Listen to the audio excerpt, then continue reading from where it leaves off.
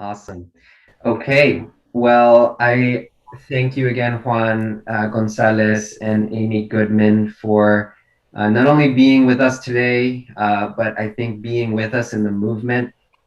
You all have inspired us so much in your reporting, in your lifetimes of activism, and just helping this world be a better place for all the people in it, and particularly for folks that I think historically have been marginalized and who really face a lot of injustice in our society. So you both serve as a source of inspiration for us as an organization, and I want to thank you both for being here today, for accepting this award, and for continuing to inspire us and our members every day. So I'm so excited to present the Dignity Award to Amy Goodman and Juan González from Democracy Now! Juan and Amy have dedicated their lives and careers to exposing injustice and elevating the voices of those who are most often left out of the halls of power. They have done this day in, day out, year after year, often at great personal risk. Amy and Juan's journalism provides a critical platform for telling the stories of the community members most impacted by racism, xenophobia, transphobia, climate destruction, and more. As a young person, Juan González helped lead the anti-Vietnam movement in New York. He went on to become the first minister of education for the Young Lords, calling for self-determination for Puerto Ricans and an end to racism, and inspiring generations of community members to demand power. He later became a journalist, bringing his perspective to the Daily News and then Democracy Now! Amy Goodman's long career as a writer and a journalist has touched on countless issues, from indigenous peoples' land rights in North America to the role of US corporations in fomenting civil wars in Africa and Asia. She never wavers from the truth or asking the toughest questions of the most powerful people in the world. In 1996, she co-founded Democracy Now!, which has become one of the most influential progressive news institutions. Juan and Amy, we are so incredibly grateful for you and your work, and I am honored to present you with the Dignity Award. Thank you so much. And if you please could say a few words as we present this award, and we'll start with you, Juan. Well, thank you so much for this honor and for recognizing the work that Democracy Now! Has done for 25 years now, as we've sought to cover precisely the kind of community organizing and social justice advocacy that Make the Road and other groups perform every day with so much zeal and dedication. Our journalism seeks to shine a light on those activists that commercial media often ignore and try to marginalize, to give voice to the voiceless. On the show and in my own journalism, we've sought to shine the light not merely on the problems of U.S. society, but social movements around the world that seek greater democracy and economic equality from their own governments, that struggle for climate justice, and that constantly challenge the handful of imperial nations that keeps trying to dominate world affairs. And we hope that that message continues to get across to the younger generation as well as the old timers like ourselves. So thank you so much for this honor. And I echo what Juan has said, and I'm so honored to be here, honored with Juan. But what I really see this as is honoring what you see behind me, which is the whole Democracy Now! Team, a group of remarkable journalists and videographers deeply committed to independent media and bringing out the voices of groups like yours. I was asking you, Thea, wasn't this Make the Road by Walking a while ago? And I do think that your work, the social activism of Make the Road, is very much like from that poem. It is poetry, Make the Road by Walking. Everything that you all do to elevate the voices of and the lives of people who are so often kept at the margins. But as we have learned very much through this last year, as the whole world has long learned, essential to the functioning of our societies, and yet treated as expendable. At Democracy Now!, this is not about expendability. I really think that the voices of people who are marginalized, who are working to ensure their family's future, their community's future, are not a fringe minority, not even a silent majority, but the silenced majority, silenced by the corporate media. And that's what we're trying to puncture here at Democracy Now!, that veil of silence that is so often around the majority of people. I just thank you so much, because Make the Roads Work means so much to us. And so this is a tremendous honor. Thank you so much to you both for all that you do every day, for shining a light, a powerful light on what our communities go through every day, and what our world could be if we kept fighting for justice alongside them. So I'll turn it over to my colleague Sienna to ask a couple of questions. Great. Juan and Amy, again, congratulations and thanks so much. We wanted to just have a short conversation to learn a little bit more about your journey. So again, I'm Sienna Fontaine. I'm the legal director and general counsel at Make the Road. I would love for both of you to answer or tell us a little bit about what launched you particularly onto this path, really, that your career has taken. And maybe we'll start with that, and Juan, if you want to start. Well, I'd always wanted to work in journalism from high school, from the time I worked on my high school newspaper, but I didn't merge the issue of a career in journalism with social activism until I was in college and got involved in the anti-war movement in the 60s and the Columbia student strike of 1968, which I played a big role in. And subsequently, I then joined the Young Lords, and was part of the founding group of the New York Young Lords. And that really was what provided me the impetus to understand the necessity, one, to organize people at the community and grassroots level to be able to affect social change. And for those who may have seen, I know some members of Make the Road have seen the recent film Takeover, that sort of documents some of the work that we did as community organizers back then. We're talking 50 years ago, to change our health system. And we always felt that direct action, confrontation with those who are not being responsive to the communities are often necessary.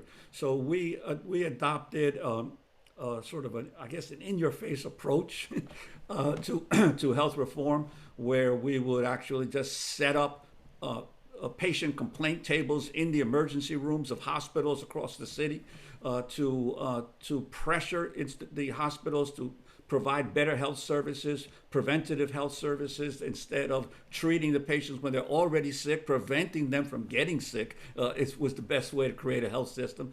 And also, we fought to establish basic patients' Bill of Rights that eventually was adopted across the country, still exists today. So we saw the necessity for community mobilization, for policy changes, and for confrontation to affect change. And so I think that the successes we had when we were just youngsters really made me understand, one, that social struggle is the only way that things get done. But most importantly, and that comes with journalism, who controls the narrative? Who controls the narrative of what you are doing? So we, from an early age, understood the necessity of controlling our own narrative. That's why so many ex-young lords ended up getting into media, because we understood that the media control the narrative in American society, and unless you figure out a way to shape that narrative, people will get the wrong idea about what you're doing. So I think that those are the two main things: dedication to social struggle at the grassroots level, and two, understanding the importance of narrative, that have shaped my understanding of my role in journalism and my role in covering and reporting on social struggles. Thanks, Juan. Same question for you, Amy. What launched you really onto this path that brought you to starting Democracy Now! In 1996? Well, first I want to say Juan conveniently left out, aside from helping to lead the Columbia strike, the hijacking of the tuberculosis trucks, which I've always loved to hear him tell that story about Liberate, young Amy. lords. Amy, that's liberate. Oh, liberate. Liberate the truck. Sorry, liberate. Liberating the trucks to bring them to the areas where it was most needed, and the truck drivers being so happy to be liberated. Let's put it that way, that they were really serving the community. But you know, me too, in high school and in junior high school, I saw journalism as a way to hold those in power accountable. My dad led a task force to integrate the schools of our community in Long Island. And I would go with him. 1,000 people would be in a cafeteria or an auditorium screaming there. He got death threats.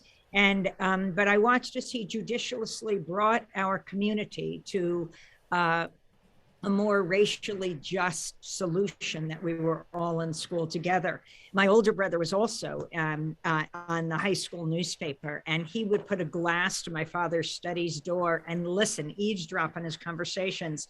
And one day my father walked out and Steve said, "I've got my story." And my father said, "What are you talking about?" He said, "Well, I already got my quotes. I was listening through the door." My father said, "No, I did not approve this." He said, "You would have had to say it was off the record before your conversation. I have every right to publish this." So as he ran down the stairs of our house and out onto the front lawn, my father chasing him, Steve was shouting, "Freedom of the press, freedom of the press." And that influenced me very much. My mom was also such a wonderful woman. Both my parents have passed, who taught women's history and literature in local colleges. And she taught me about bringing out the voices of those who are excluded, rewriting history. And I owe so much to them and my grandparents, who fled Eastern Europe, the pogroms, their bravery to create a better life. Being at Democracy Now! Has been such an honor this 25 years, this daily grassroots, global, independent, international investigative news hour.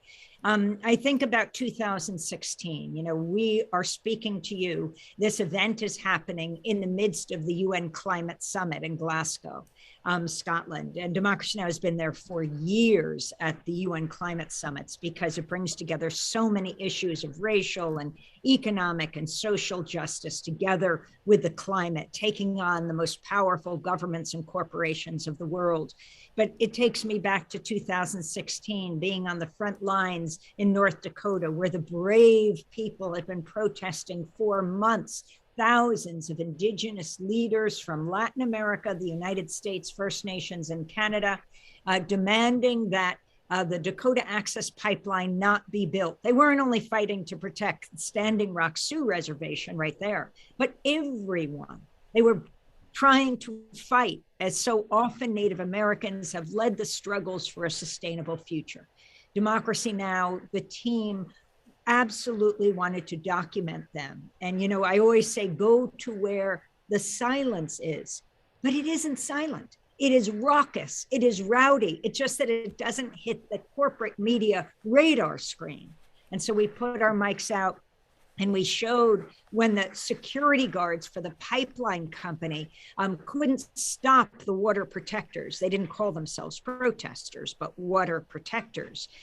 They unleashed dogs on those that were protesting.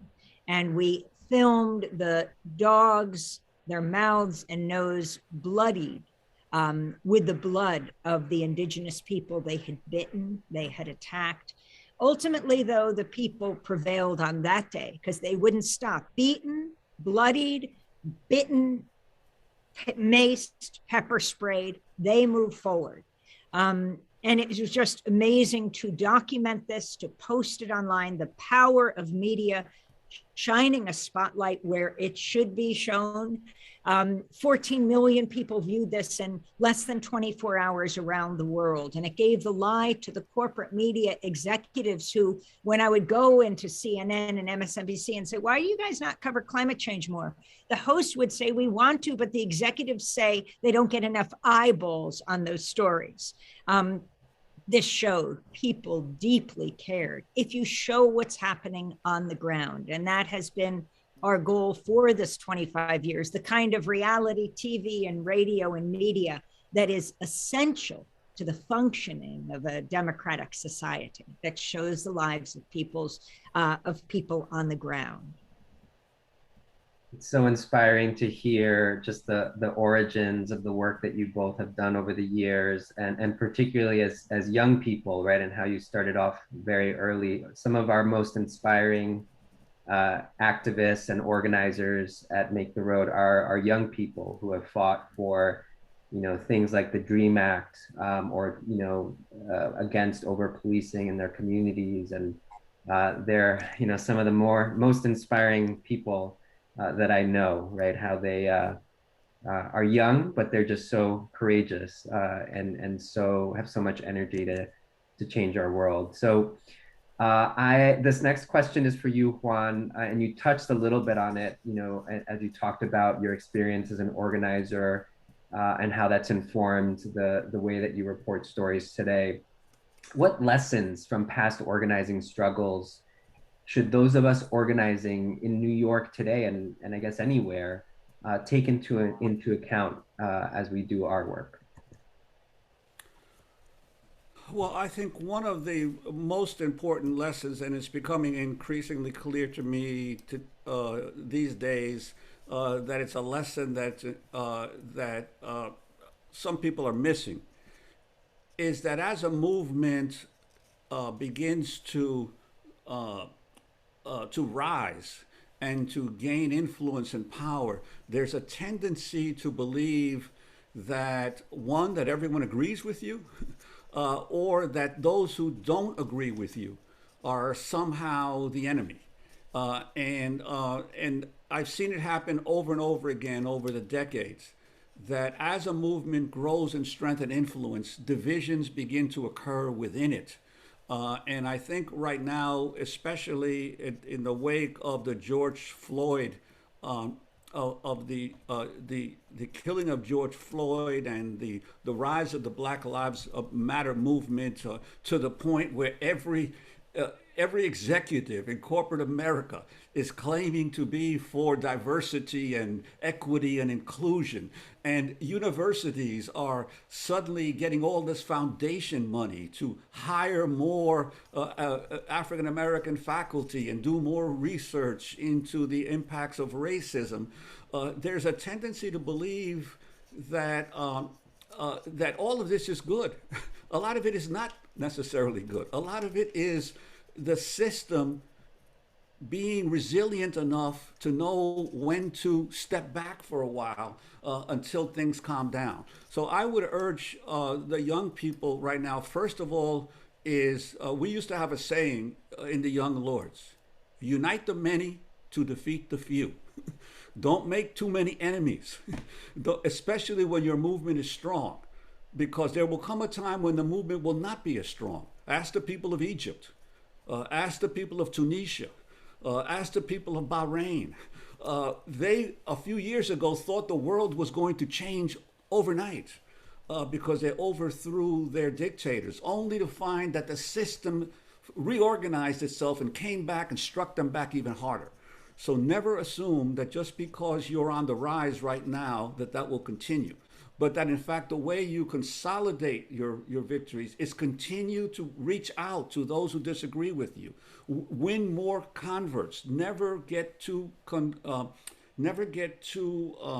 confident in of the strength of your movement, because I have learned that capitalism is an amazingly resilient system. It has maintained itself in power for so long because it knows how to adapt, how to change, how to camouflage itself.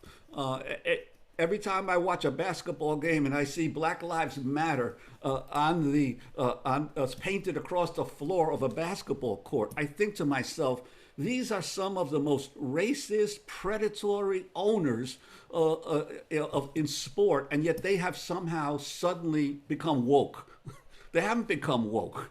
They are just adapting to the conditions. And so I think that that's the key thing for young people. Continue to build alliances.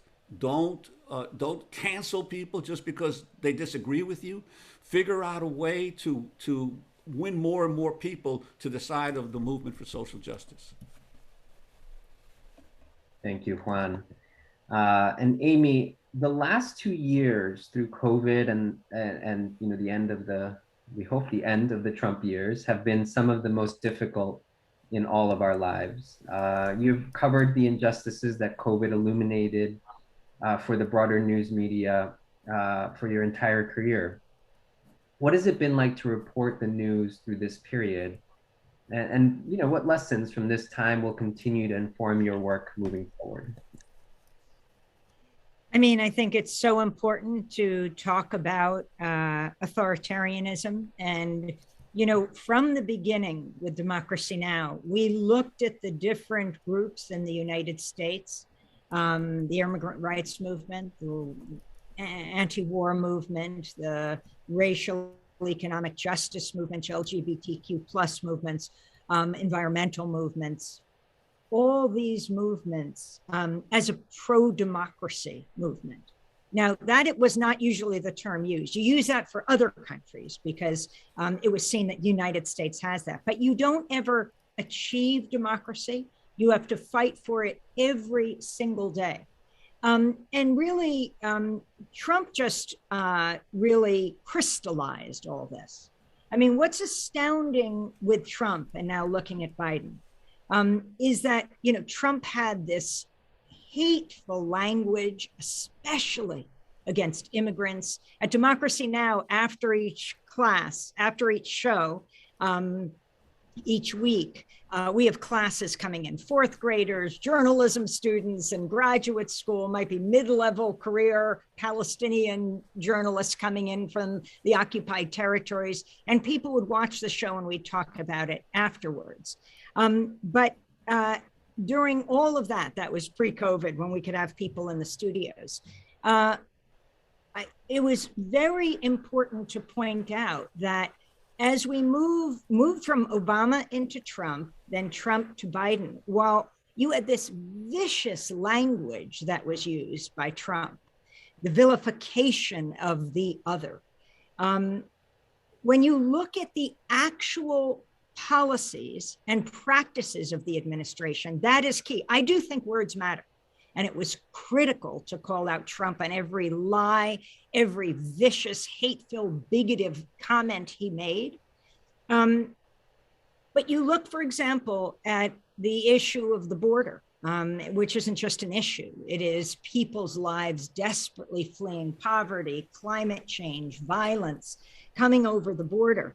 Under President Biden, we've seen more deportations and arrests than through all of Trump proportionately. And of course, under President Obama, even his immigrant allies, immigrant rights allies, people he had inside the White House and outside, ended up calling him the deporter in chief.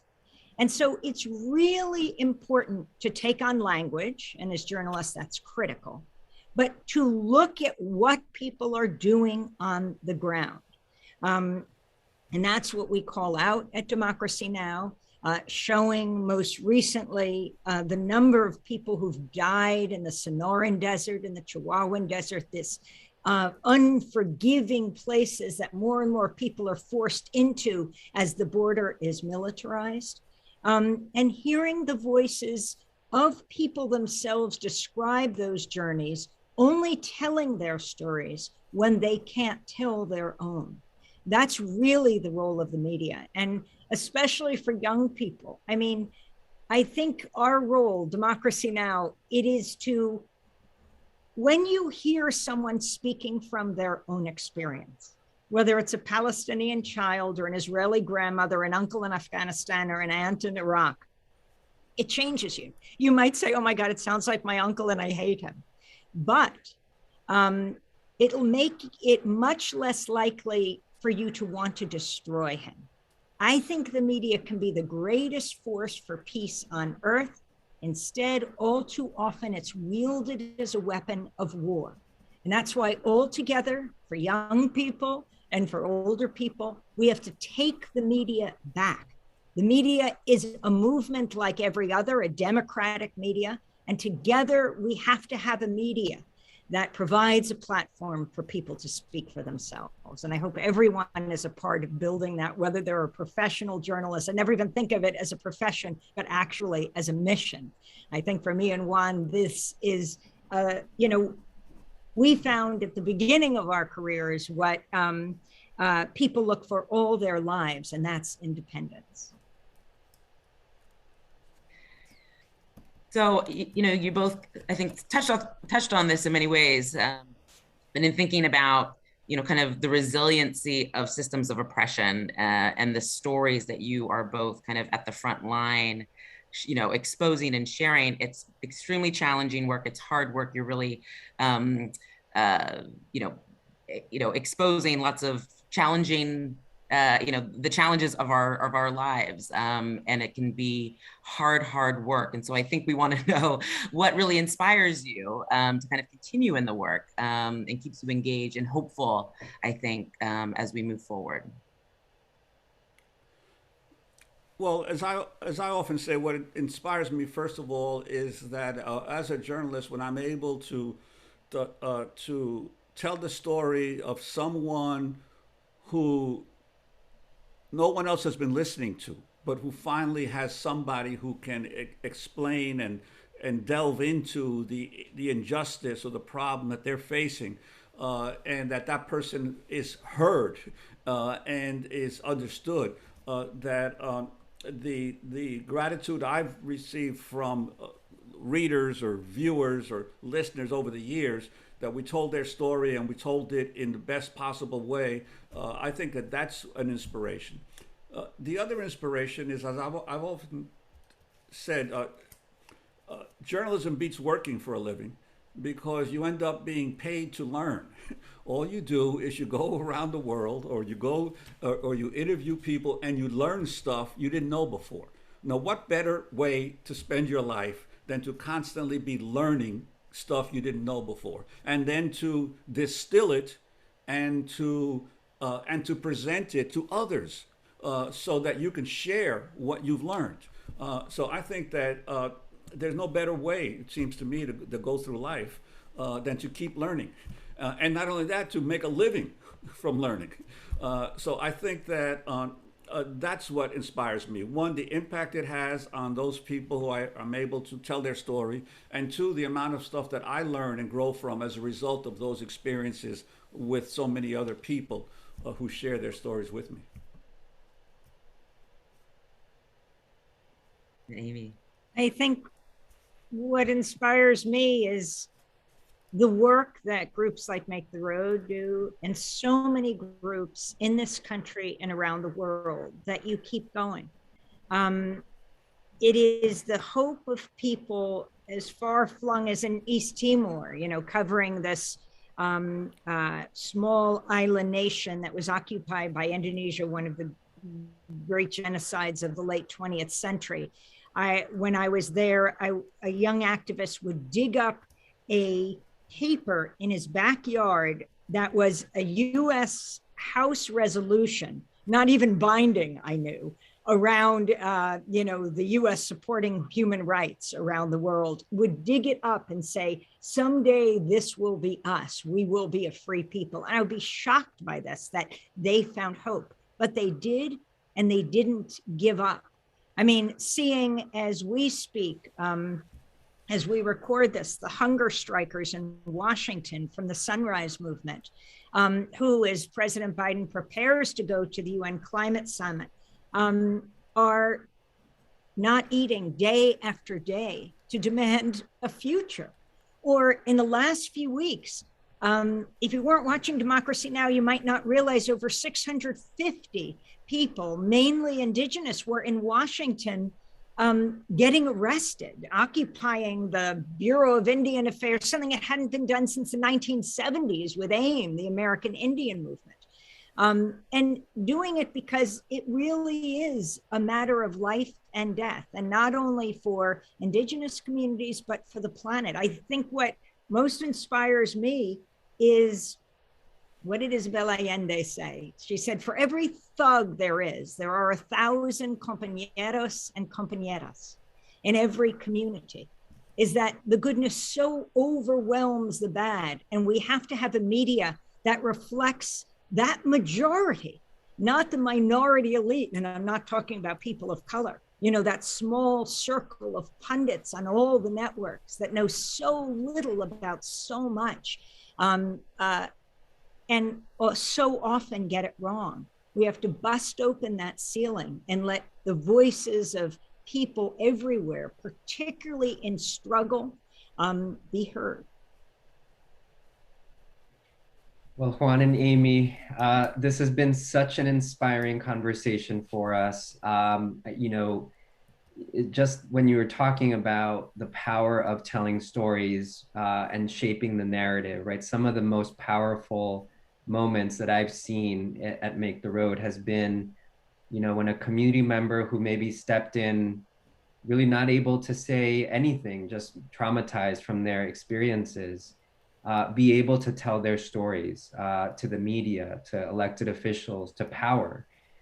It's just such an inspiring moment where, fills us with hope, right, about what's possible when people are able to tell their stories and shape their own narratives.